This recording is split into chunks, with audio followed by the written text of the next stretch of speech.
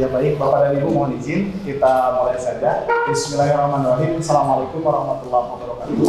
Waalaikumsalam warahmatullahi wabarakatuh. Alhamdulillah, wassyukurillah, wassalatu wassalamu ala rasulillah wa ala alihi wasahbihi wa man walah. Asyhadu an la ilaha illallah wa asyhadu anna Muhammadan abduhu wa rasuluh. Amma ba'du. Yang terhormat Bapak Ketua Program Kajian Desain Pemodelan dan Informasi Bangunan, dalam hal ini mungkin mewakili Ibu Kepala SMK Negeri 9 Garut. Yang terhormat Bapak Pemateri di kegiatan diseminasi budaya positif di lingkungan SMK Negeri 9 Garut. Yang kami banggakan rekan-rekan tenaga pendidik ya, atau guru di konsentrasi keahlian desain pemodelan dan informasi bangunan. Pertama-tama marilah kita panjatkan puji dan syukur atas berkat rahmat dan maghfirah dari Allah Subhanahu wa taala sehingga pada siang hari ini alhamdulillah kita diberikan berbagai nikmat oleh Allah Subhanahu wa taala sehingga kita bisa melaksanakan tugas dan fungsi kita selaku tenaga pendidik di SMK Negeri 9 Garut. Selanjutnya salawat dan salam insya Allah senantiasa berlimpah curah kepada Paduka Alam Nabi besar Muhammad SAW dan dengan sampai kepada keluarganya, para sahabatnya, tentu saja kepada kita semua selaku umatnya yang mengharapkan syafaatul uzma kelak di yaumul jawab hisab. Amin ya rabbal alamin. Bapak dan Ibu sekalian yang saya hormati dan saya banggakan, izinkan mungkin saya memandu kegiatan diseminasi budaya positif di SMK Negeri 9 Garut tahun pelajaran 2023-2024, di mana agenda kegiatan yang pertama adalah sambutan dari atas nama Kepala SMK Negeri 9 Garut yang nanti akan diwakili oleh yang kami hormati Ketua Program Keahlian Desain Pemodelan dan Informasi Bangunan. Selanjutnya langsung ke pemaparan materi budaya positif atau pemaparan materi budaya positif di lingkungan SMK Negeri 9 Garut yang insya Allah akan disampaikan oleh yang kami hormati Pak Firman Sulaiman Alam SMPD. Selanjutnya mungkin nanti bila mana ada diskusi dan sebagainya ya, langsung saja mungkin dipandu oleh beliau selaku pemateri. Kepada Ibu sekalian, untuk mempersingkat waktu, mari kita buka bersama-sama kegiatan diseminasi budaya positif di kompetensi keahlian desain pemodelan informasi bangunan SMK Negeri 9 Garut tahun pelajaran 2023-2024 dengan bersama-sama mengucapkan kalimat basmalah. Bismillahirrahmanirrahim. Untuk selanjutnya sambutan dari atas nama Ibu Kepala SMK Negeri 9 Garut yang kami hormati Pak Hendy Dayat MPD, Ketua Program Keahlian Desain Pemodelan Informasi Bangunan, kepadanya disilakan. Bismillahirrahmanirrahim. Assalamualaikum warahmatullahi wabarakatuh. Bismillahirrahmanirrahim. Wassalatu wassalamu ala rasulillah wa ala alihi wa ashabihi wa mawalah. Asyhadu an la ilaha illallah wahdahu la syarikalah wa asyhadu anna Muhammadan abduhu wa rasuluh. Wa bismillah sadri wa yassirli amri wahlul 'uqdatam min lisani yafqahu qawli. Bapak Ibu sekalian yang saya hormati, puji syukur marilah kita panjatkan hadirat Allah Subhanahu wa taala.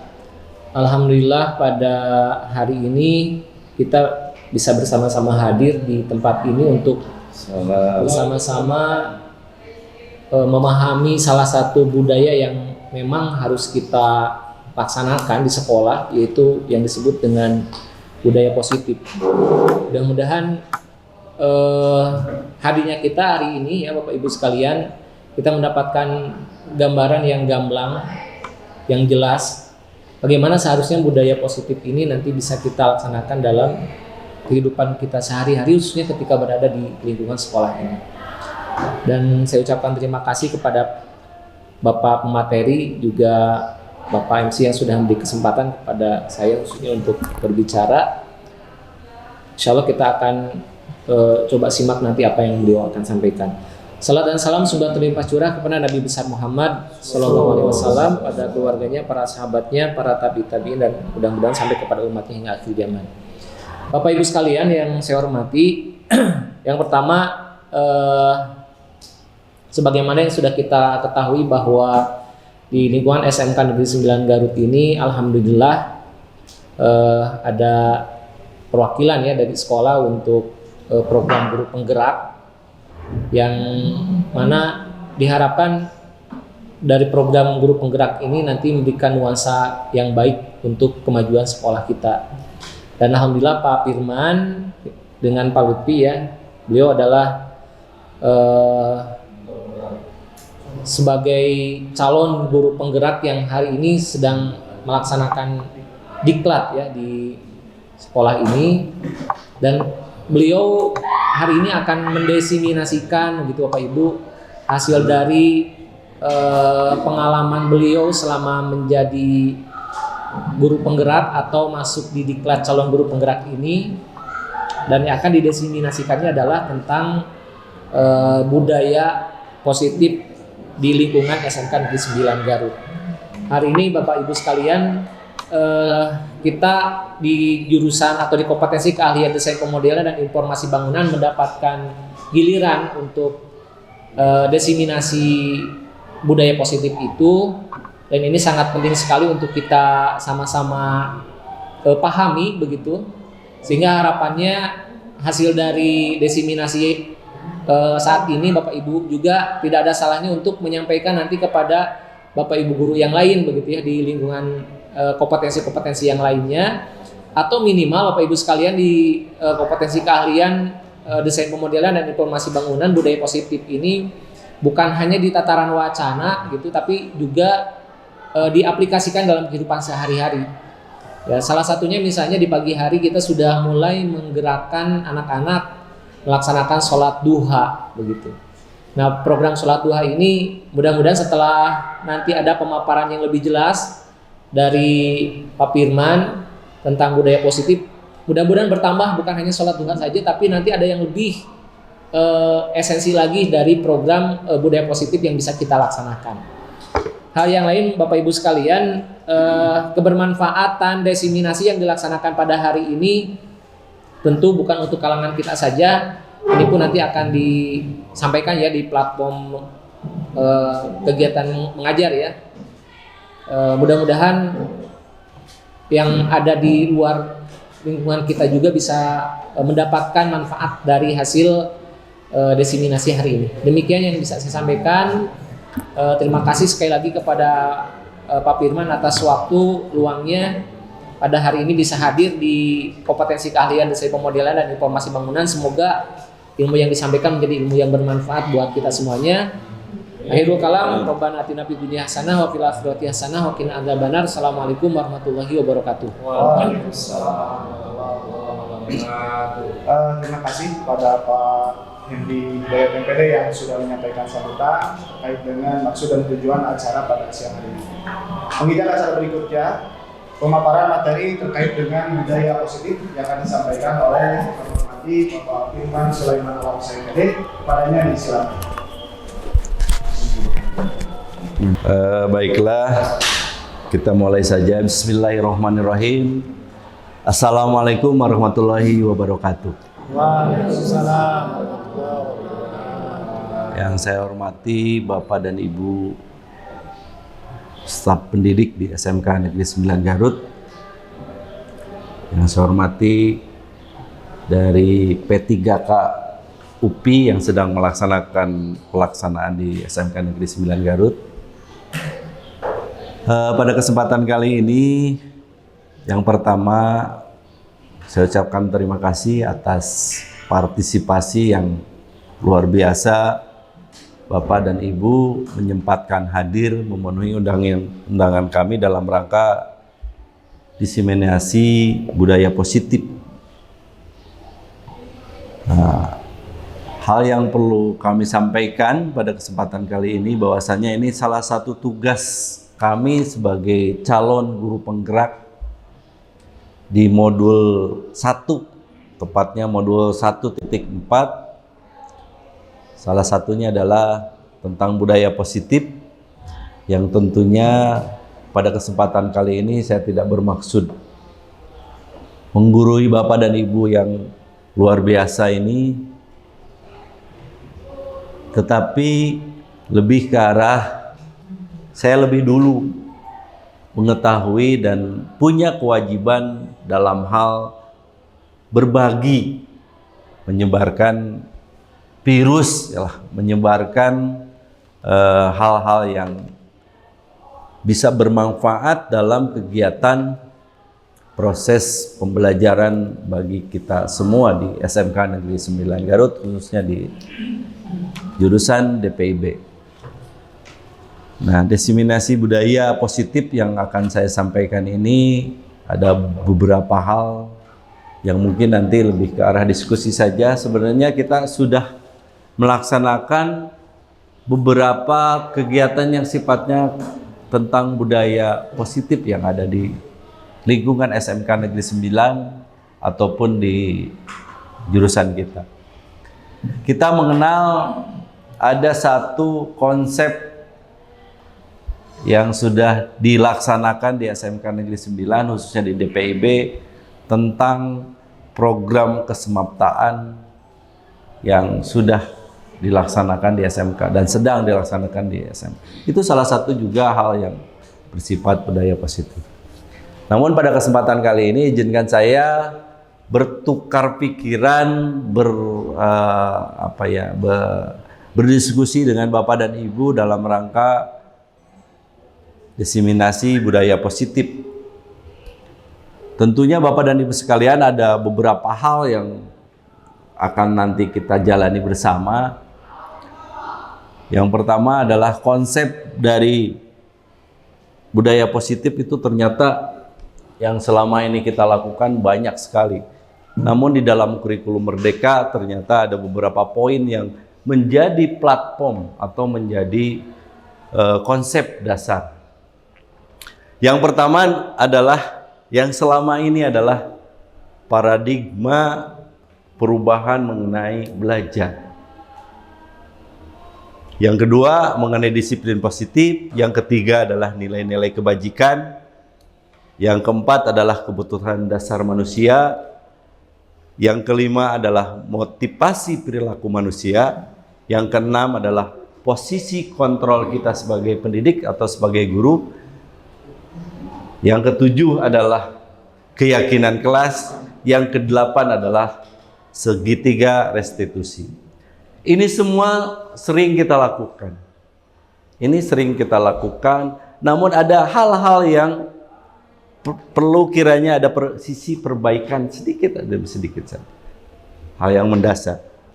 Perubahan paradigma belajar yang selama ini adalah yang kita lakukan, siswa itu sebagai objek.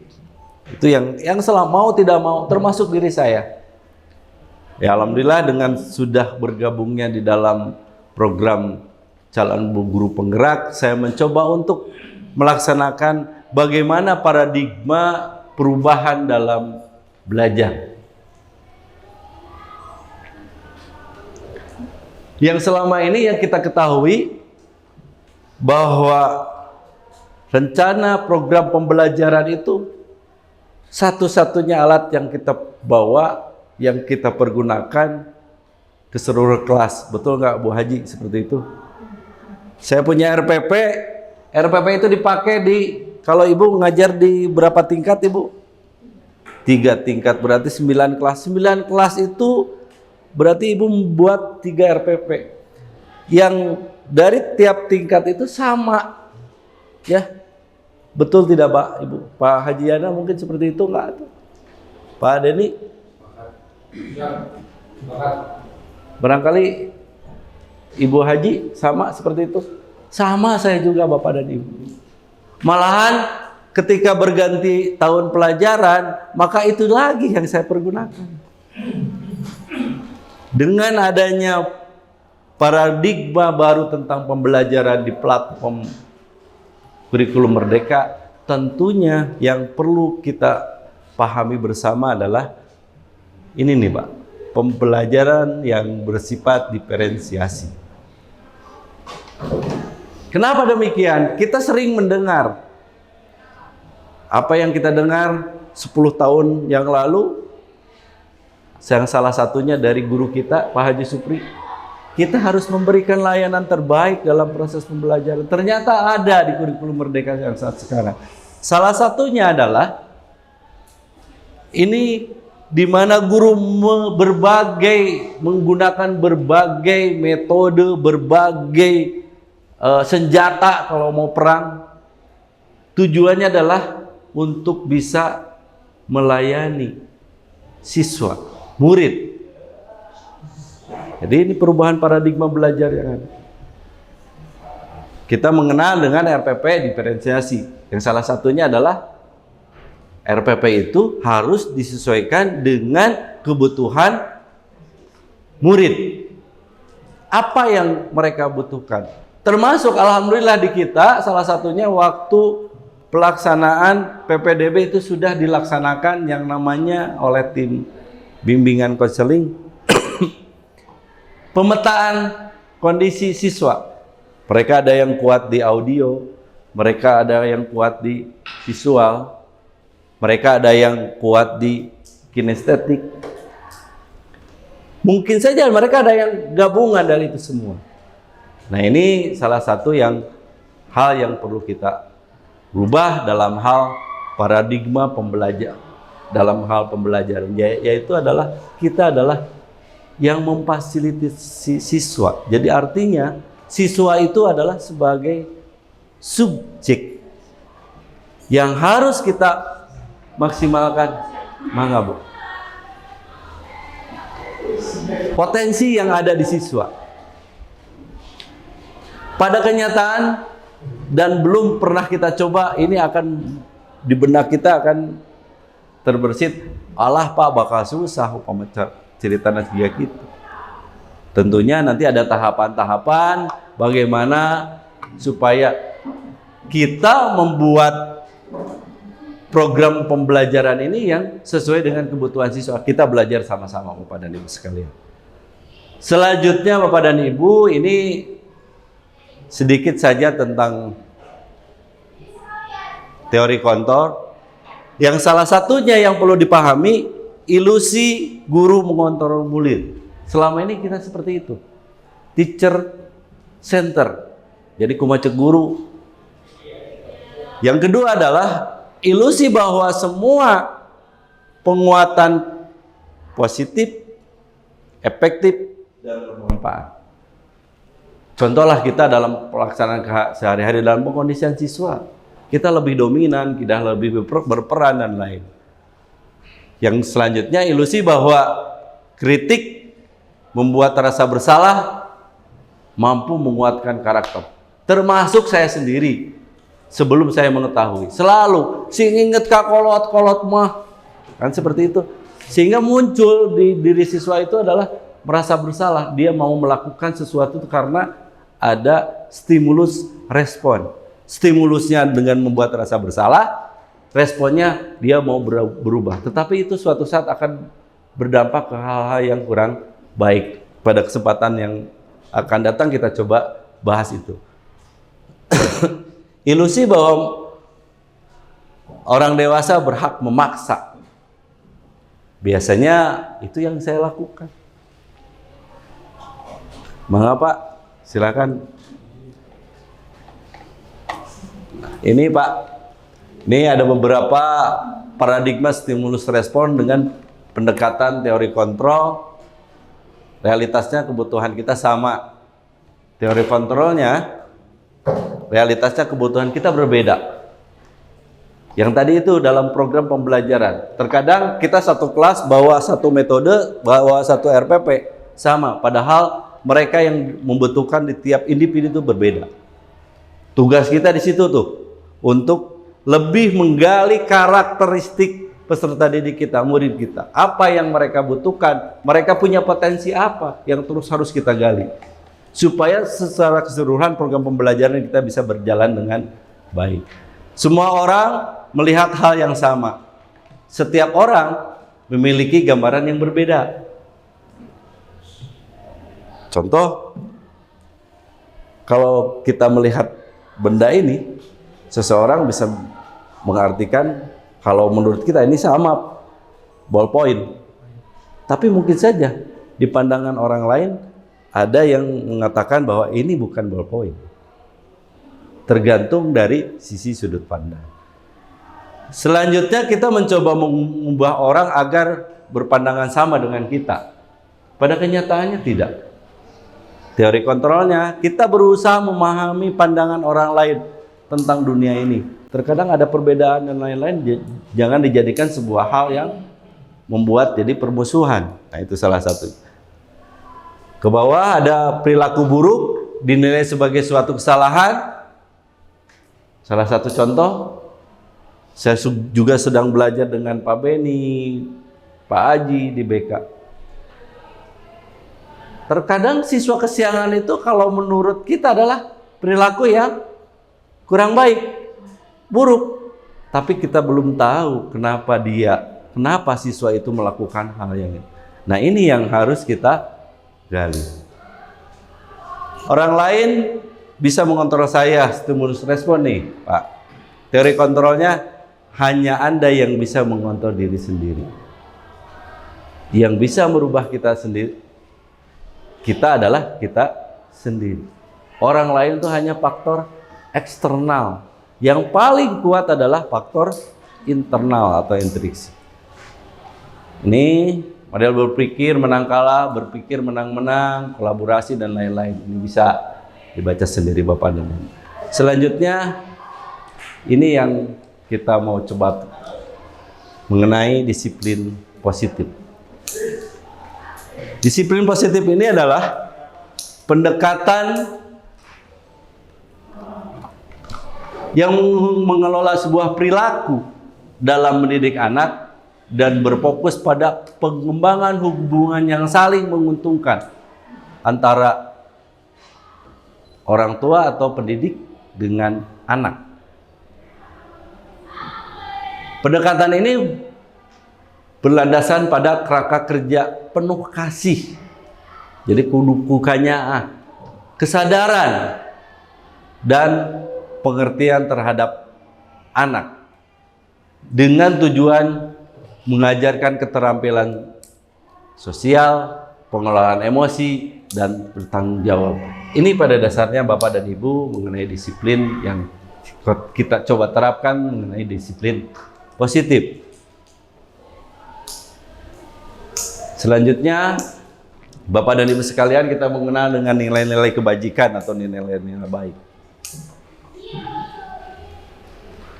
Ini merupakan nilai baik itu yang disepakati bersama tanpa ada yang membedakan suku, agama, ras, bahasa, norma, dan lain-lain, dan latar belakang. Salah satu contoh nilai-nilai kebajikan di sebuah instansi ataupun sebuah organisasi, kita sering mendengar mengenai profil pelajar Pancasila. Apa saja yang ada nilai-nilai kebaikan. Nilai-nilai kebaikan ini di tempat manapun akan sama. Orang jujur, nilai kebaikan jujur, mau di Papua, mau di Sumatera, mau di Jawa, tentunya adalah akan menyebut nilai hal yang baik. Ini lebih ke arah nilai yang bersifat universal, menyeluruh. Terus ini juga ada beberapa contoh, ada dari keterampilan, dari Ibu Primary Year Program. Nilai-nilai kebajikan ini adalah nilai-nilai yang dianggap baik dan bisa diterima dimanapun. Saya lanjut Bapak dan Ibu sekalian. Ini yang jangan pernah kita lupakan. Ini sebagai dasar nilai positif. 5 kebutuhan dasar manusia. Yang pertama adalah survive, bertahan hidup. Orang melakukan segala sesuatu pasti tujuannya awalnya adalah dari sini. Dari kebutuhan untuk bisa bertahan. Apa saja yang dibutuhkan untuk survive? Di antaranya kebutuhan untuk makan, minum, tempat tinggal, kesehatan, dan lain-lain, keamanan. Contoh berbagai program di televisi, Bapak dan Ibu mungkin sering melihat di National Geographic, termasuk tahu Bapak dan Ibu si Gundul? Nah, si Gundul teh. Jejak si Gundul di program salah satu televisi, dia pernah hidup survive 6 bulan di hutan Kalimantan dengan 0 rupiah. Bagaimana dia berupaya untuk pemenuhan kebutuhan makan, minum, dan lain. Dia ceritakan, ini adalah kebutuhan dasar manusia yang setiap manusia membutuhkan. Minum, ibu minum, saya juga butuh minum, Pak Asep butuh minum, cuman Pak Asep belum minum susu, masih minumnya air putih. Yang kedua adalah kasih sayang Pak Asep dan rasa diterima. Ikuti sudah dulu. Kasih sayang itu nilai yang kebutuhan untuk mencintai Kade Asep dan dicintai, tidak bertepuk sebelah tangan. Kalau mencintai dan dicintai, jadi ada nilai untuk bisa menyayangi orang lain. Kita butuh disayang, orang lain pun butuh. Selanjutnya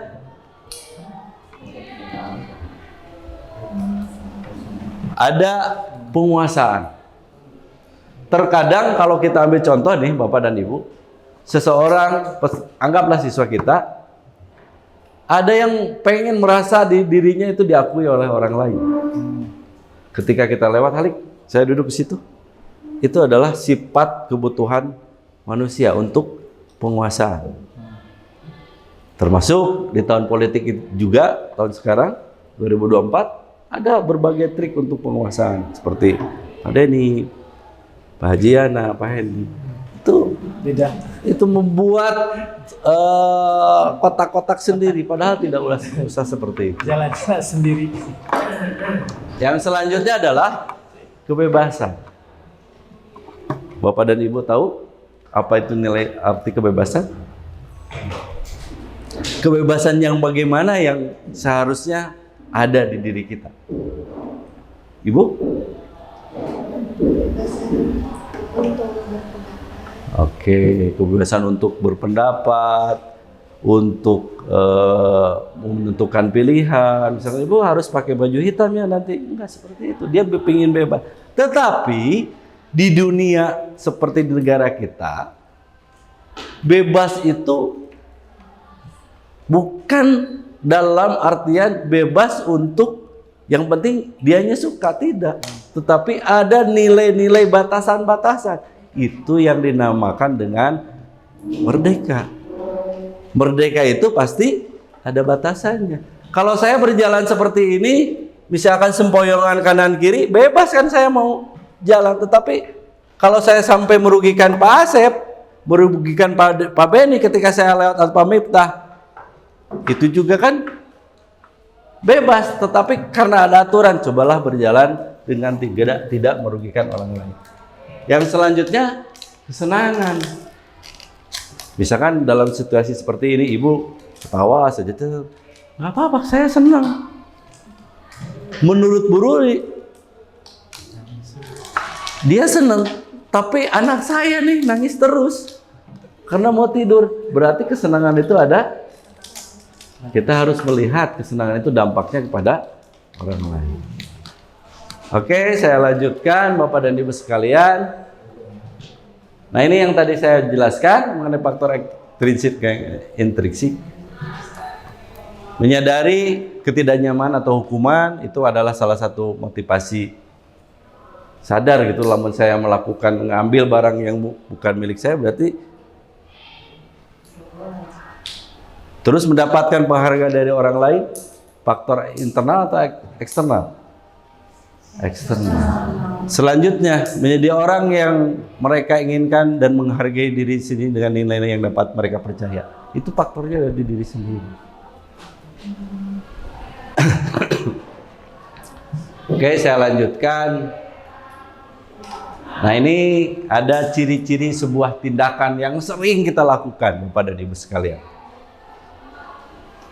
Ibu sering menghukum, sering, termasuk saya. Ibu sering memberikan konsekuensi, atau Bapak-bapak, Pak Hendy, masih ingat saya, kalau tidak nurut dengan apa yang saya katakan, sing tong sukses itu sebuah Ancaman. Hukuman. Masih terngiang saya. Ya, apakah sudah direncanakan? Restitusi ini adalah nanti yang akan kita bahas adalah sebuah proses menciptakan bagi murid untuk memperbaiki kesalahan. Nah, ini yang perlu dipahami inti poinnya. Hukuman tidak terencana, tidak tiba-tiba ya. Model kieu ya. Saya lagi duduk, tiba-tiba ya budaknya lewat tepunten-punten acan, ya tidak berbicara dengan sopan. Apa yang akan terjadi? Dengan tiba-tiba kita atau naon namanya teh gitu teh spontan. Pasti, kamu kenapa? Pasti seperti itu. Tidak terencana. Apakah direncanakan sebelumnya? Tidak. Murid tidak tahu apa yang terjadi. Kunaon orang tiba-tiba dicarekan. Nah, ini hukuman. Hukuman bisa berupa fisik ataupun psikis. Yang tadi psikis tuh. Kalau tidak nurut singtong sukses. Biasanya seperti itu kan, Pak. Itu maka akan menjadi sebuah hukuman yang bersifat. Tapi kalau push up, biasanya ada push up 10 kali cepat. Itu yang sifat dengan hukum. Nah, konsekuensi yang kedua adalah terencana dan disepakati sesuai dengan peraturan. Jadi sebelumnya ada sebuah diskusi dulu. Kalau dulu ada ada deal-dealan. Pokoknya mau ngalewat kudu punten kadang hal-hal semacam itu ya. Murid dibuat tidak nyaman. Tetap yang namanya konsekuensinya. Misalkan dia kesiangan, konsekuensinya kamu harus membersihkan WC.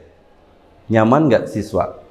Kalau dengan sebuah konsekuensi ketika dia harus membersihkan WC, nyaman tidak? Tidak. Nah, yang akan kita munculkan adalah poin yang kesana adalah restitusi. Yaitu sebuah proses menciptakan bagi murid untuk memperbaiki kesalahannya. Saya kesiangan. Dia tahu kesalahannya.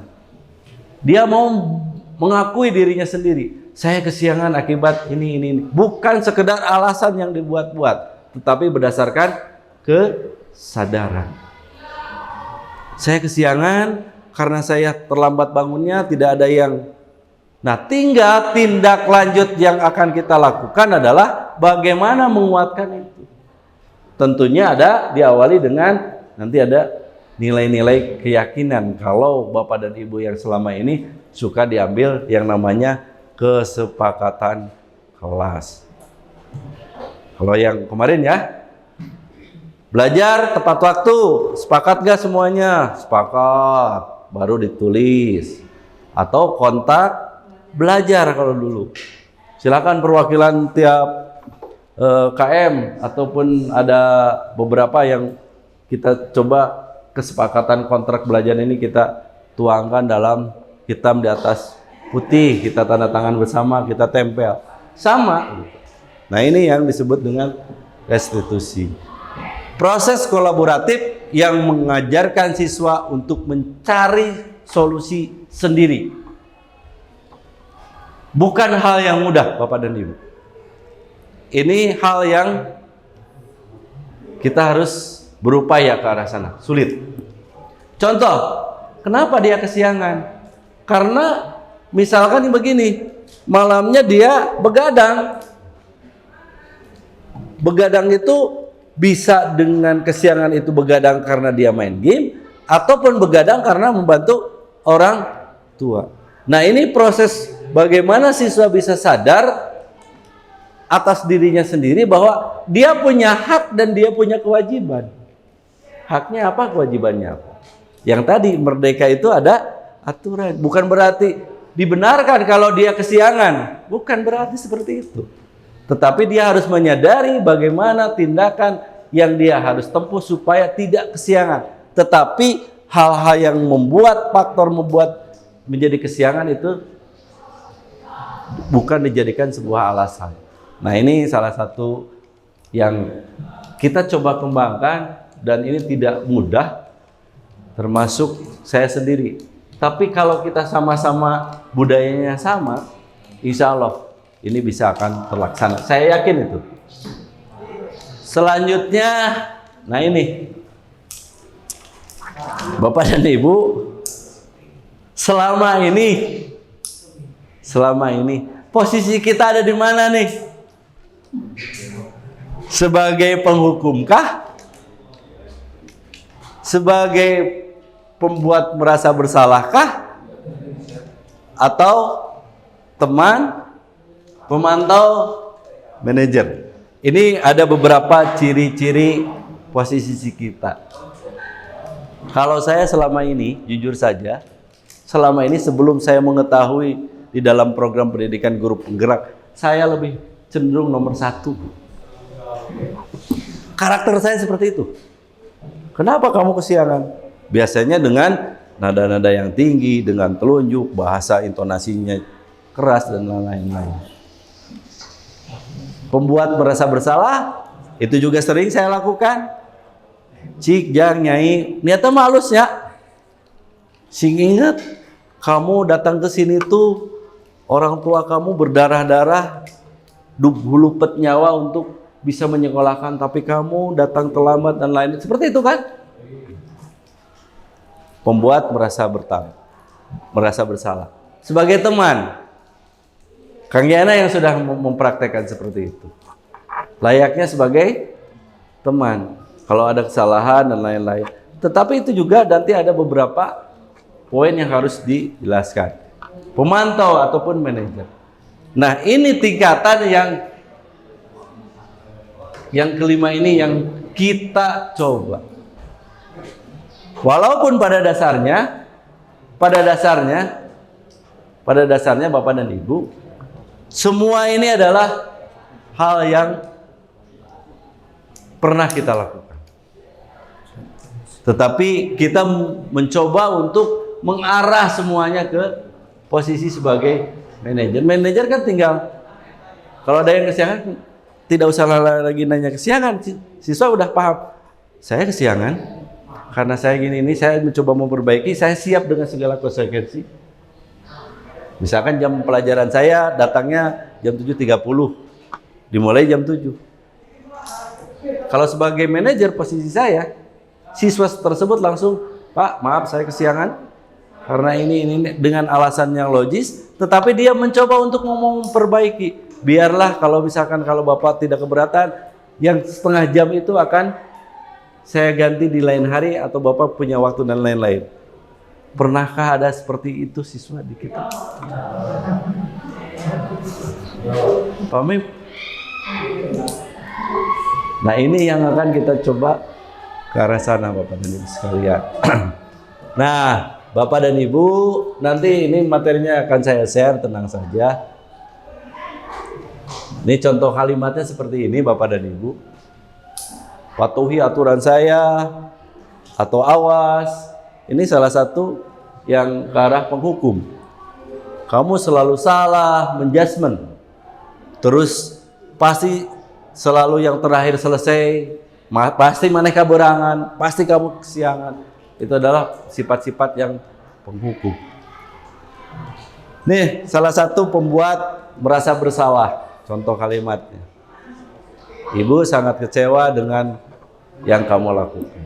Jadi budak teh diposisikan merasa apa yang telah dia lakukan betul itu sebuah kesalahan, tetapi dia disudutkan untuk menjadi seolah-olah dia yang paling salah. Nah, ini akan berdampak ke depan secara psikologis, Bapak dan Ibu sekalian. Nih, sebagai teman gitu ya.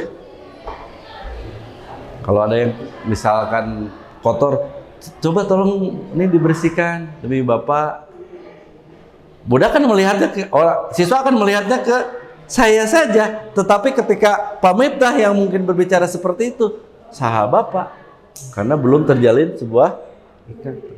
Nah, ini juga perlu pemantau. Pemantau hanya melihat pelaturan apa yang telah kamu langgar, apa yang kamu lakukan, sanksi atau konsekuensi apa yang mereka harus jalani, mereka hanya memantau. Nah ini yang berhubungan dengan keyakinan. Yang tadi saya tanyakan di awal, kita itu posisinya di mana Bapak dan Ibu sekalian? Pak Lutfi mungkin posisinya di mana Pak Lutfi?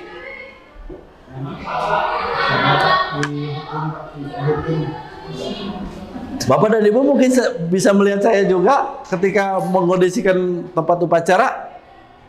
Pak Lutfi, kita dengan nada yang keras. Tapi kalau kita juga menggunakan nada yang lemah, ternyata imbasnya siswa juga leha. Berarti itu belum belum bisa paham tentang keyakinan. Bagaimana kalau mereka melakukan upacara itu fungsinya untuk apa? Supaya apa? Manfaatnya supaya apa? Ini kesalahan terbesar kita semua Bapak dan Ibu. Tidak hanya sebagian orang yang sering cocorokan. Bu Haji Nur contohnya, Pak Beni juga sama. Bagaimana dia memposisikan harus menjadi seorang penghukum terus. Karena situasi kondisi. Tapi kalau muncul dari kesadaran pribadi, baik itu guru ataupun murid, maka akan lebih enak. Ketika Bu Nur nantinya misalkan dengan posisi penghukum, Agorowo, tolong perhatikan, yang lainnya akan berkolaborasi mendekati. Coba dengarkan. Tadina Bu Nur mau naik tensinya, diturunkan lagi. Ini kita sama-sama. Termasuk di siswa belum ada keyakinan ke arah sana. Nah ini posisi kontrol yang selama ini kita lakukan. Nah ini keyakinan kelas Bapak dan Ibu. Kenapa tidak terjadi? Itu karena posisinya senantiasa siswa adalah sebagai objek. Keyakinan kelas itu nilai-nilai keselamatan atau nilai kesehatan yang kita sebut sebagai suatu keyakinan ini secara harfiahnya, yaitu nilai-nilai kebajikan universal yang disepakati secara tersirat dan tersurat. Tersirat seperti apa? Tersurat seperti apa? Lepas dari latar belakang suku, agama, bangsa maupun yang lain. Keyakinan kelas. Kita akan mengelola sebuah kelas, kita akan belajar bersama-sama dengan murid, tentunya harus disepakati nilai-nilai keyakinan. Contoh sekarang kalau ngantuk, Kang Hajiana kesepakatannya, keyakinannya mau seperti apa? Keluar, minta izin, cuci muka, masuk lagi. Itu salah satu nilai keyakinan kelas. Kalau ada yang mau bertanya, acungkan tangan, izin, baru setelah diizinkan, dia bisa mengajukan pertanyaan. Itu yang namanya keyakinan kelas. Kalau dulu kontrak belajar, di kurikulum 2013 ada kesepakatan kelas, sekarang namanya adalah keyakinan kelas. Jadi kita sepakati bersama dengan siswa. Contoh, hal yang sudah saya lakukan. Bagaimana saya mau menanamkan disiplin siswa ketika kemarin pembelajaran estimasi biaya konstruksi saya coba terapkan untuk menggunakan pakaian praktik saja. Kita sepakati bersama.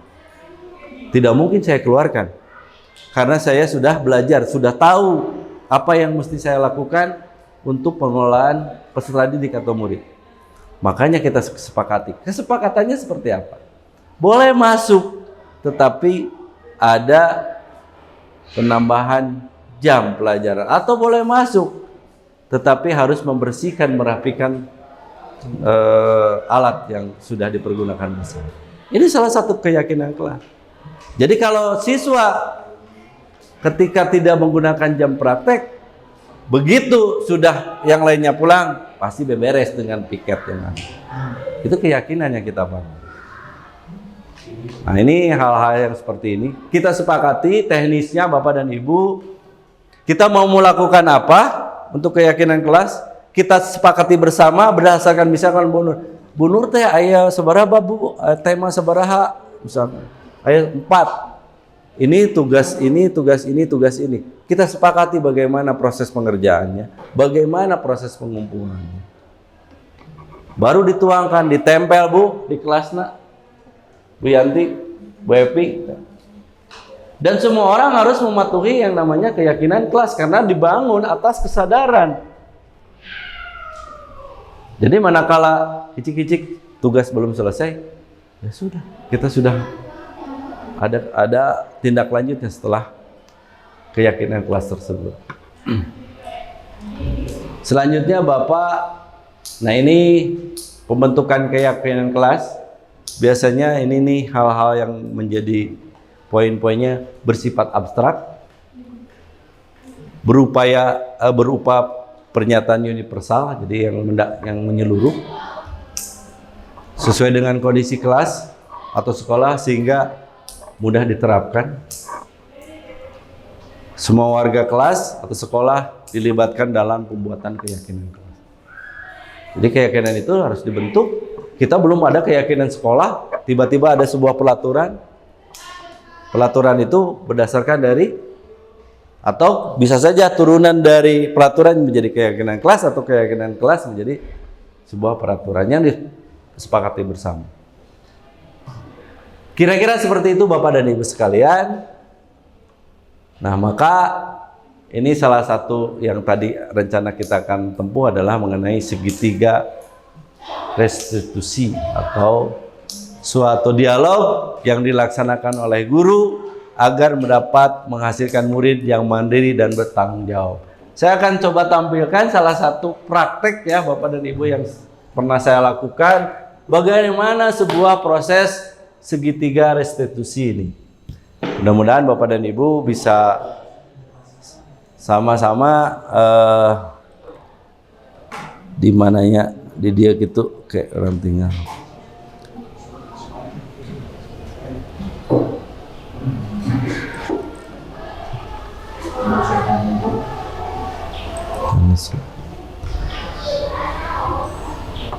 Bentar Pak.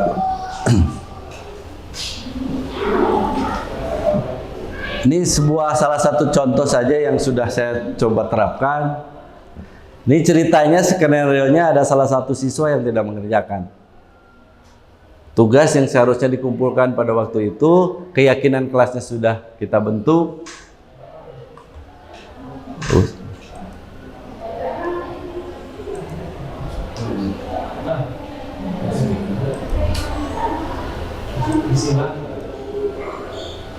Ini salah satu saja Bapak dan Ibu, salah satu contoh.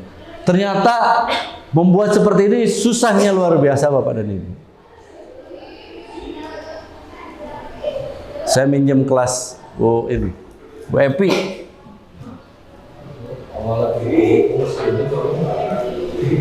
Apa Pak? Bapak kan tadi sampaikan saya ternyata bahwa melihat Bapak kalau hukum sudah takut duluan. Iya. Karena karakter saya Pak seperti itu, saya akui Pak. Kalau lihat Bapak, semua orang pasti sudah seri Pak. Jadi kalau saya bertakut Si Pak artisnya Pak.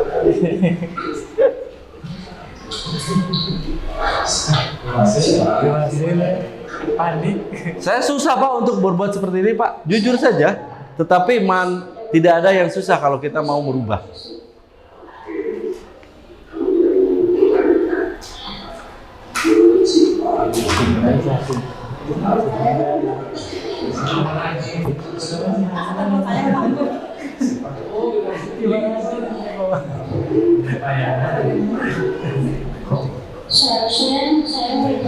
Nah ini saya tanyakan.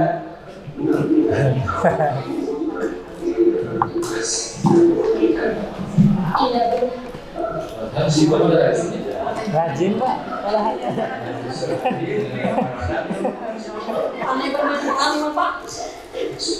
Ini salah satu contoh saja Bapak dan Ibu. Yang ini yang harus kita lakukan Bapak dan Ibu sekalian. Seandainya ada salah satu siswa yang tidak mengerjakan tugas, jangan langsung kita memberikan sebagai penghukum, sebagai sehingga muncul saya salah. kesadaran diri sendiri. Dan dia punya jawabannya untuk memperbaikinya ke depan. Tersebut saya lupa karena di minggu ini banyak tugas yang lain Pak, jadi tugas tersebut terabaikan oleh saya.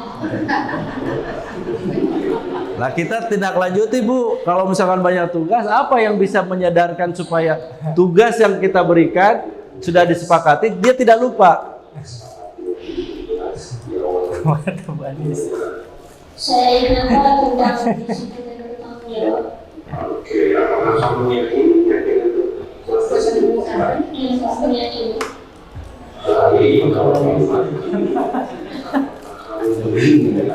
Saya belajar dari Pak Beni loh. Sering saya melihat Pak Beni lagi mengondisikan siswa konselingnya. Betul. Kadang-kadang ya seperti itu. Tapi bagaimana kita mau berubah Pak? Kapan lagi? Saya akan menjaga saya untuk mengingatkan tugas tersebut dan juga menanyakan kepada teman-teman saya apakah ada tugas yang harus dikerjakan atau tidak.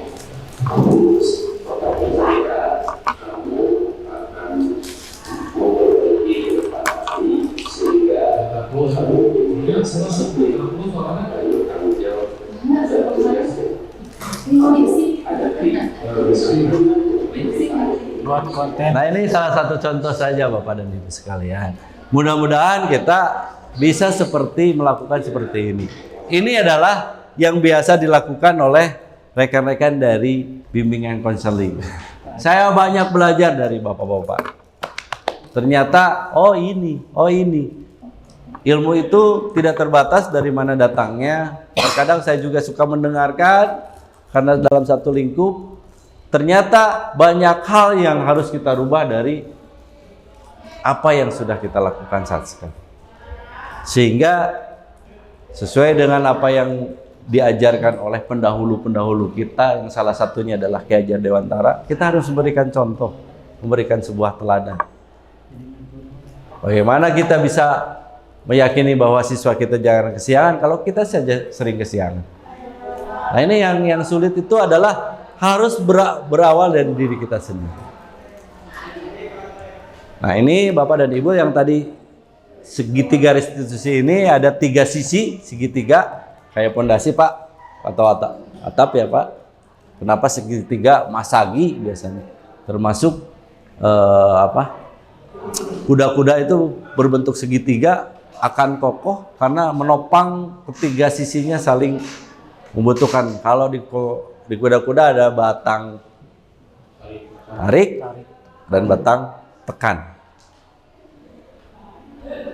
Nah, ini bagian yang pertama, sisi segitiga yang tadi Pak, nih ada 3 sisi nih. Yang pertama adalah menstabilkan identitas. Yang pertama ini adalah mengubah identitas anak dari orang yang gagal karena melakukan sebuah kesalahan menjadi orang yang sukses. Siswa kita kesiangan, siswa kita tidak mengerjakan tugas. Maka jadikan itu sebagai poin untuk membangkitkan semangat supaya tidak dilakukan, menjadi orang-orang yang tidak kesiangan lagi, menjadi orang-orang yang selalu tepat pada tiba sekolah tepat pada waktunya. Kan sekarang banyaknya seperti itu. Ban bocor teh mah di piwarang kumamah teh mah. Itu kan ada beribu alasan. Ini yang kita coba di segitiga restitusi, bagaimana dia merasa gagal, dia gagal tetapi kita kembalikan menjadi orang yang sukses. Nah, kalimatnya contohnya seperti itu. Berbuat salah itu tidak apa-apa. Tidak ada manusia yang sempurna. Saya juga pernah melakukan kesalahan seperti itu. Kita bisa menyelesaikan ini. Contoh, siswa yang kesiangan. Bapak juga pernah kesiangan. Nah, ini meyakinkan identitasnya bahwa dia benar-benar melakukan hal yang salah seperti saya ketika kesiangan, tetapi dia mau memperbaiki. Sisi yang kedua adalah validasi tindakan yang salah. kesiangan itu salah, tetapi kita harus mencoba mencari akar permasalahannya kenapa dia sampai kesiangan. Validasi namanya. Tindakan dengan suatu tujuan yaitu memenuhi kebutuhan dasar. Kalau kita memenuhi kebutuhan dasar yang mendasari sebuah tindakan, kita akan menemukan cara-cara paling efektif untuk memenuhi kebutuhan tersebut. Contoh, Bapak dan Ibu sekalian. Pak Denny ngantuk?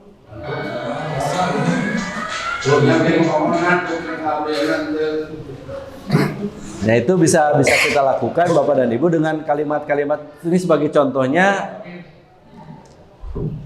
Padahal kamu bisa melakukan yang lebih buruk dari itu ya. Misalkan kesiangan. Padahal kita mencoba validasi tindakan yang kesalahan dari kesiangan.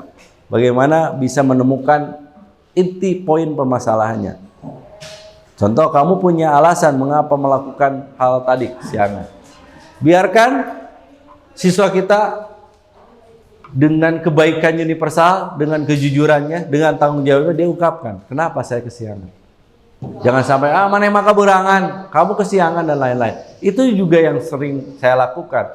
Tapi sedikit demi sedikit saya mencoba memperbaiki diri saya untuk merubah hal itu. Ini sisi yang kedua, validasi tindakan yang salah. Barulah sisi yang ketiga adalah maaf belum teredit, Pak. Sisi yang ketiga adalah menanyakan keyakinan bahwa apa yang dia lakukan dia bisa memperbaikinya di kemudian hari. Itu saja barangkali Bapak dan Ibu, ada 2 waktunya alhamdulillah masih ada. Kira-kira kita bisa berdiskusi sebentar karena Bapak dan Ibu sekalian sekarang ada jam lagi waktunya istirahat. Mohon maaf sekali, silakan Pak Haji Yana. Bismillahirrahmanirrahim. Terima kasih atas paparannya. Kita pemikiran saja Pak ya.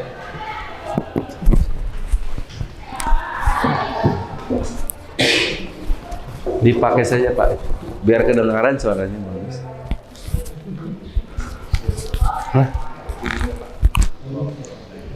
Jangan sehat.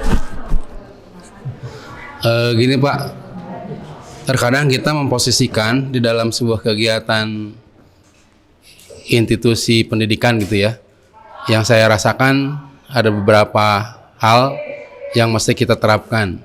Yang pertama, waktu saat ini kita itu bagaimana misalkan melihat situasi ya. Jadi ngajar itu melihat situasi. Jadi ada posisinya sebagai ayah, ada posisinya sebagai pendidik, ada posisinya sebagai pengajar, ada posisinya sebagai komandan. Gitu ya. Kalau misalkan itu kan sangat tergantung daripada kondisi yang terjadi. Setelah misalkan tadi dilihat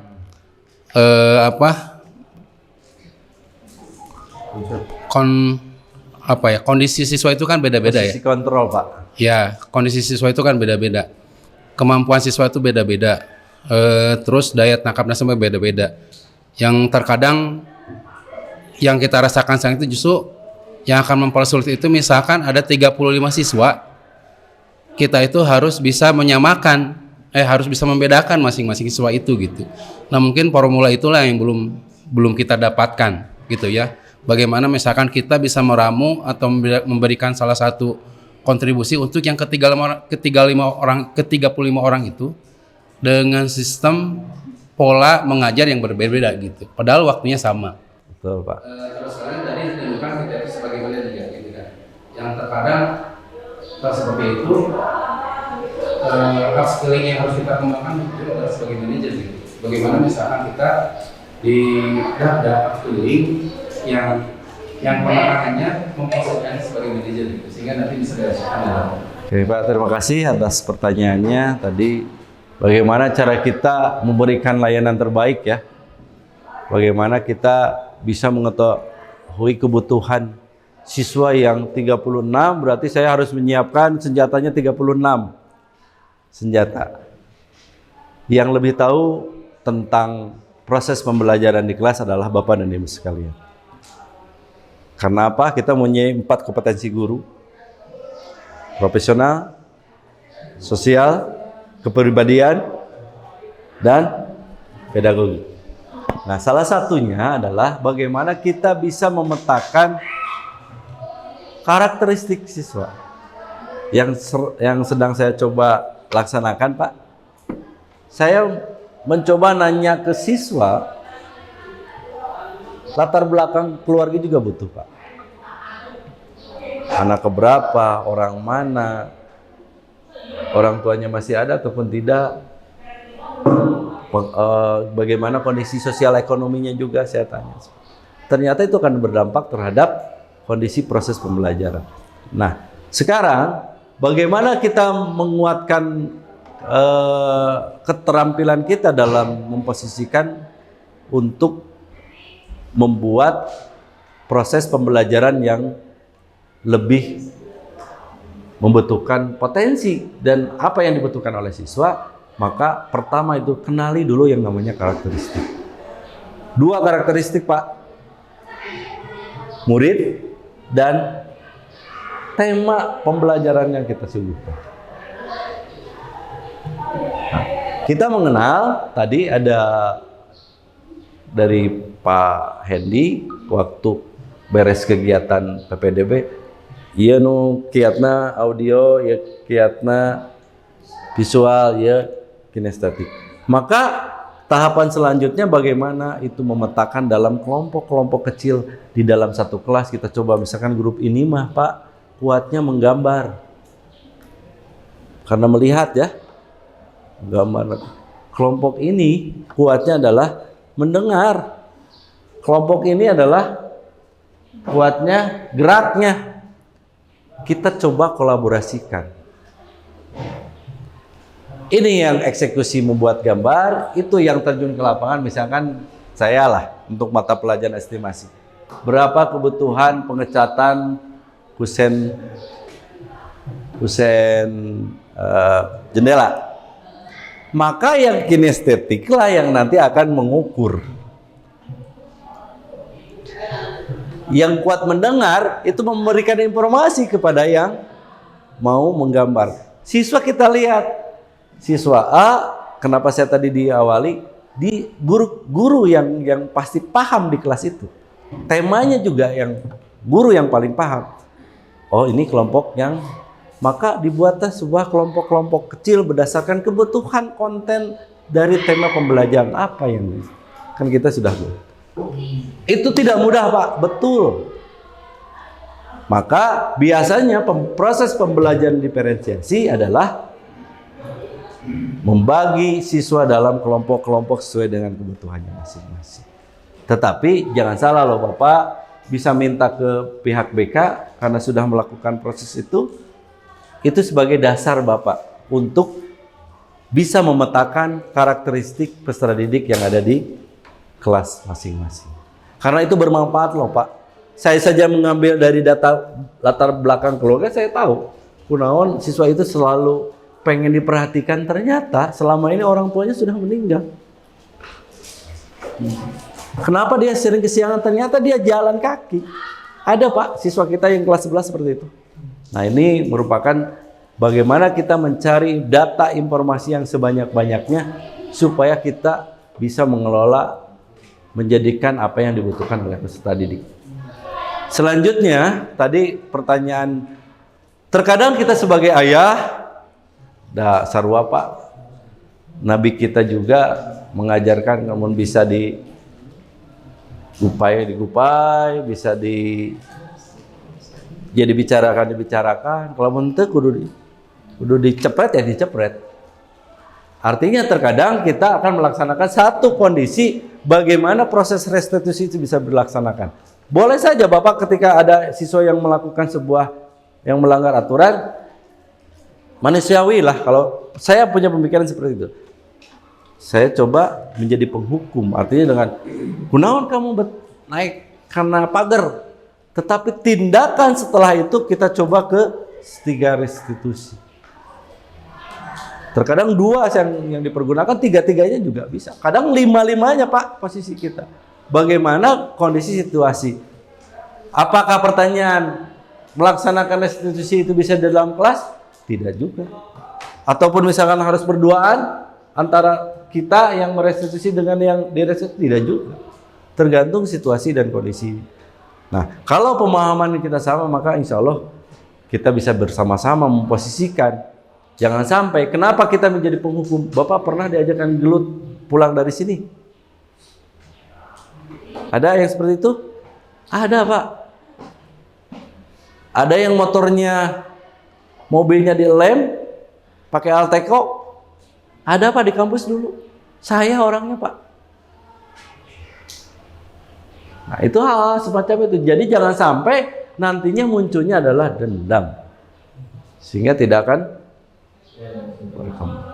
itu mungkin yang bisa saya jawab. Barangkali ada jawaban yang lain dari Bapak dan Ibu sekalian, atau dari yang lainnya ada pertanyaan, silakan. Pak Beni, mangga Pak Ben. Ya, bismillahirrahmanirrahim. Assalamualaikum warahmatullahi wabarakatuh.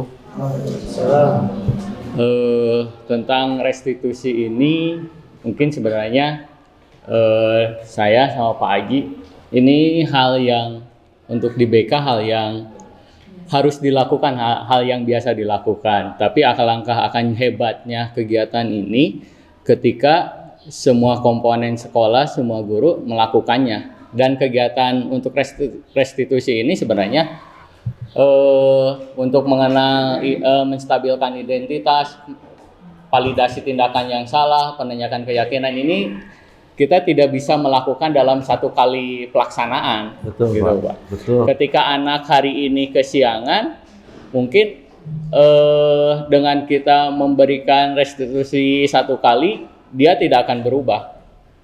Tidak akan langsung seperti mudahnya membalikan telapak tangan. Pasti perlu proses dan pembimbingan yang terus-menerus yang harus kita lakukan. Ini tugas berat untuk kita semua. Tugas berat bagi guru-guru hebat di masa yang sekarang. Mungkin untuk restitusi ini, kalau kita mulainya dari awal, kita lakukan bersama-sama, ini akan menjadi sesuatu yang sangat bermanfaat atau sangat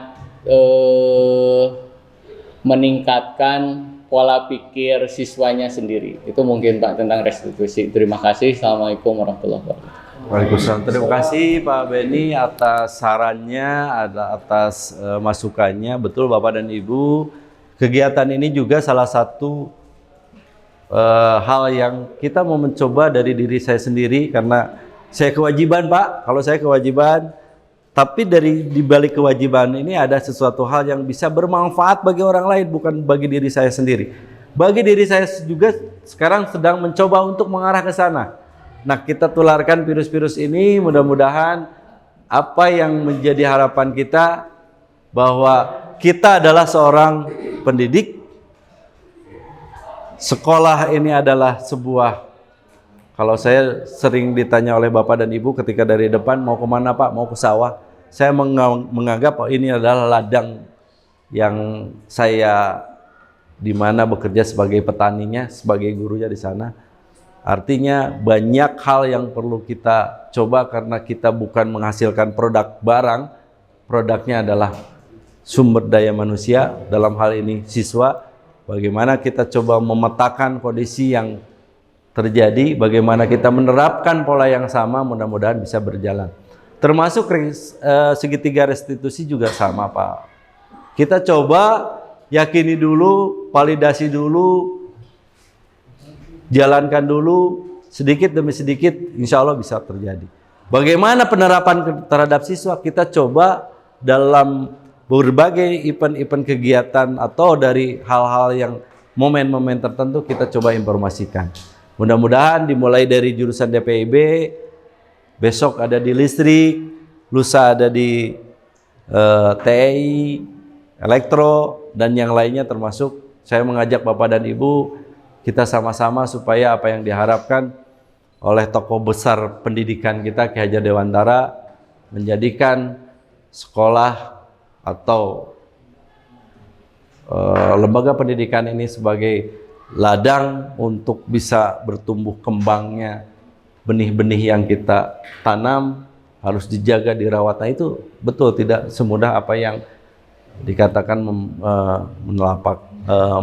membalikan telapak tangan, tetapi butuh proses mulai dari diri sendiri, mudah-mudahan bisa untuk semuanya. Itu saja Bapak dan Ibu, sekali lagi terima kasih atas kesempatannya, terutama Bapak dan Ibu mau meluangkan waktu dalam hal kebaikan pada saat ini, mudah-mudahan menjadikan amal untuk kita semua, terutama bagi Bapak dan Ibu.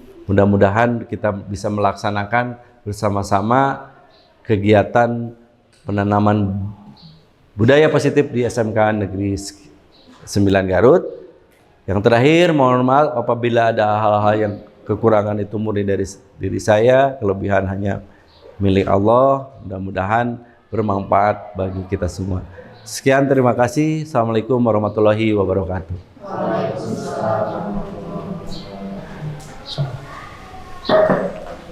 Ya, baik Bapak dan Ibu, kita berikan dulu close yang sudah menjabarkan kepada Ibu yang terkait dengan budaya positif itu seperti apa, dan tadi ada beberapa subbab materi yang sudah disampaikan. Mudah-mudahan apa yang tadi disampaikan intinya kita mengajak seluruh Sivitas Akademik SMK Negeri 9 Garut mulai berpikir terbuka kembali terkait dengan melayani, menuntun para peserta didik di SMK Negeri 9 Garut sehingga menjadi sosok-sosok yang nantinya kelak berguna bagi dirinya, keluarga, dan tentunya bagi lingkungan masyarakat. Itu saja mungkin Bapak dan Ibu terkait dengan kegiatan diseminasi budaya positif di SMK Negeri 9 Garut, khususnya di konsentrasi keahlian desain pemodelan dan informasi bangunan. Mudah-mudahan banyak manfaat. Sekali lagi kami ucapkan terima kasih kepada Pak Firman yang sudah menyampaikan materi.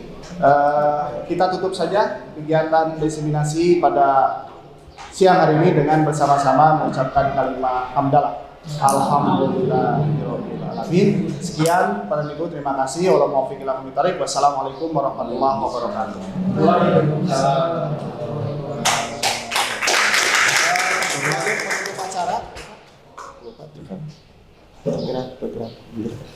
Bapak dan Ibu sekalian, terakhir marilah kita ya. Sekolah Penggerak bergerak, bergerak, bergerak.